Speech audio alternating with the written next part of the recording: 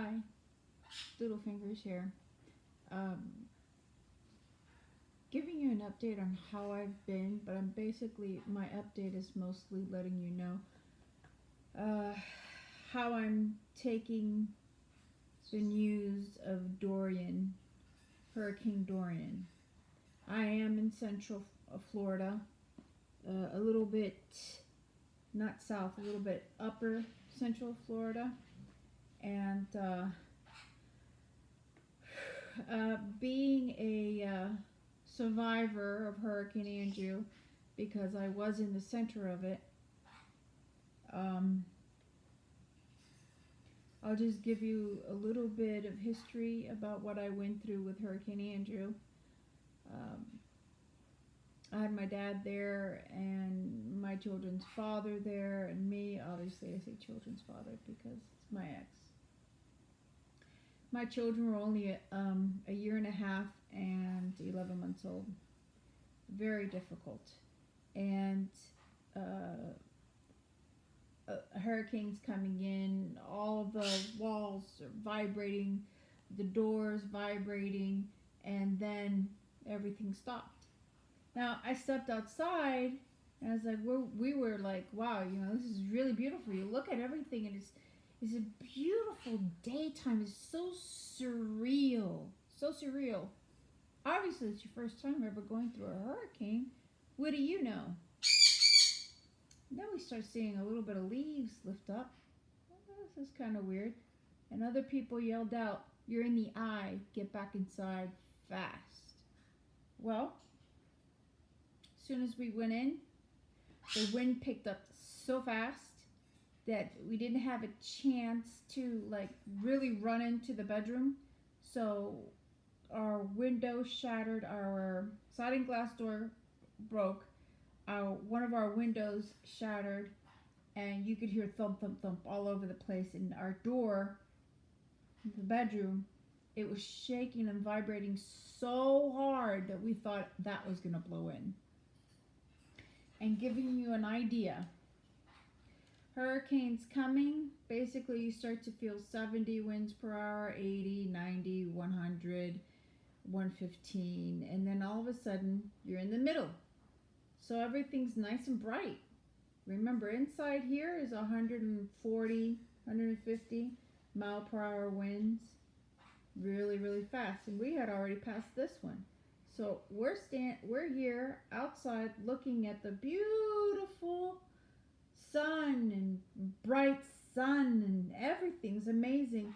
And all of a sudden we go back inside because this 160 miles per hour, 140, I don't remember, hits you first before the nice ones.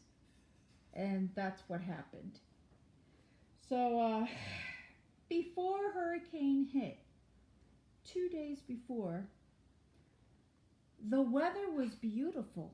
It was like, let's go to the beach kind of a weather. It was just so much more clear, crystal clear. The light, it was just so beautiful. And now I'm coming back to today, and I have PTSD now. I went crazy yesterday. My body just couldn't stay still. I worrying and crying and just worrying. And then this morning I woke up and I can't stop moving. And so I said, you know what, I'm just not going to go through this. I know what's going on with me. Because I am bipolar manic depressant, I do take Xanax for anxiety. But I took 3 Xanax and it wasn't happening. And I was feeling worse. I ended up going to the doctors and telling them, and I pretty much busted out crying.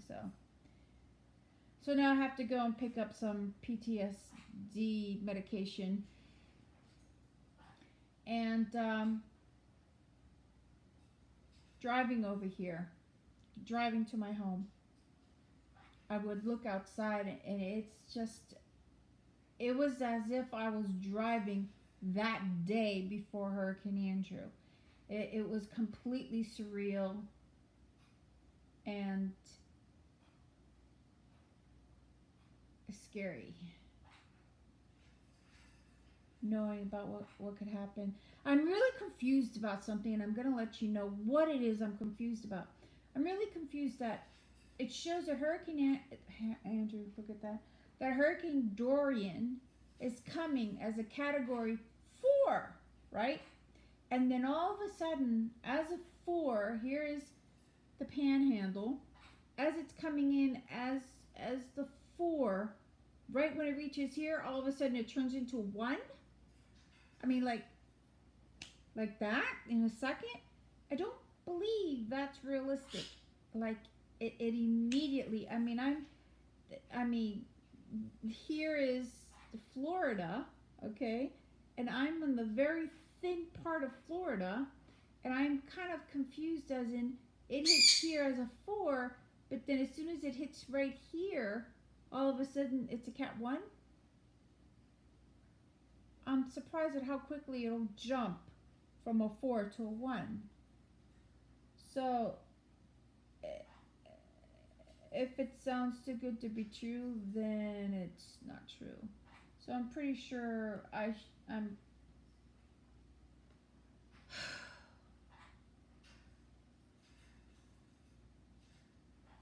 where I live, the building code is nowhere near being able to sustain 120 or more.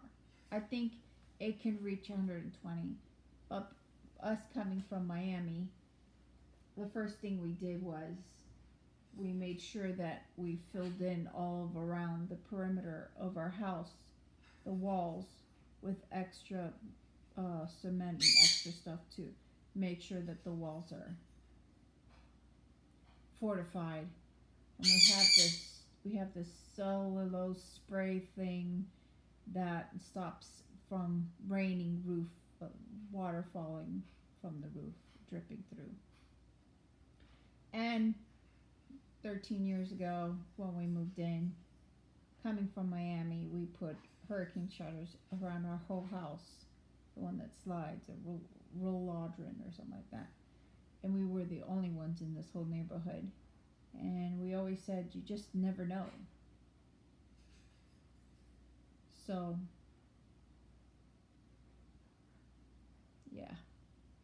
I just wanted to share that with you because I'm nervous. And I want you to know. And take it serious, you guys. Take it serious. After what happened to me in Miami, we spent about 3 to 4 months, no electricity. Here are some good tips for you to have. Make sure that in your bathtub, fill it up with water. Because when you go to the bathroom, there's no electricity so that it pumps for the water to be drained, to pump, to get rid of the poop. You know, there's no pump, there's no electricity. So you're going to need the force of a bucket of water to pour in so everything flushes out.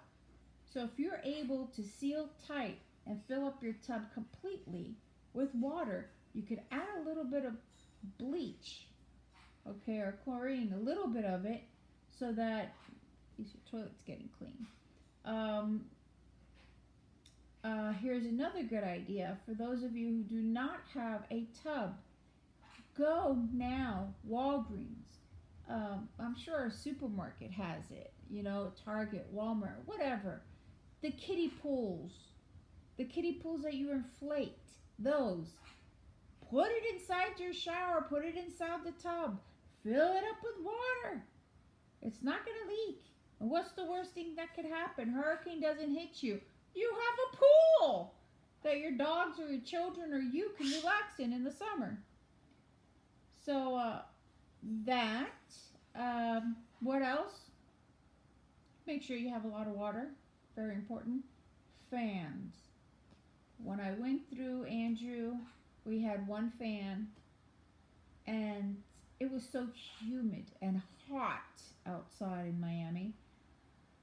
It was like blowing hot air on you. But anyhow, a fan helps. Please get a fan. Nowadays they have fans that have USBs on it. It's called industrial fans. Turbo, I think they're called turbos. and they have so you can connect a socket of a big 3-prong. They have 2 of those, and then they have USBs on the side, and it's got a whole bunch of stuff, and it's industrial fan, so it's really awesome. Get your generator, be prepared, and stay safe. I'm gonna go pick up my medication, even though right now I'm fine. I only need to take it when I'm about to lose my mind. So far, I'm not losing my mind. Not completely. Love you all. Love, love. Be safe. And I'll let you know how things go throughout the day, maybe. You guys, I need you guys to calm me down. Love you all.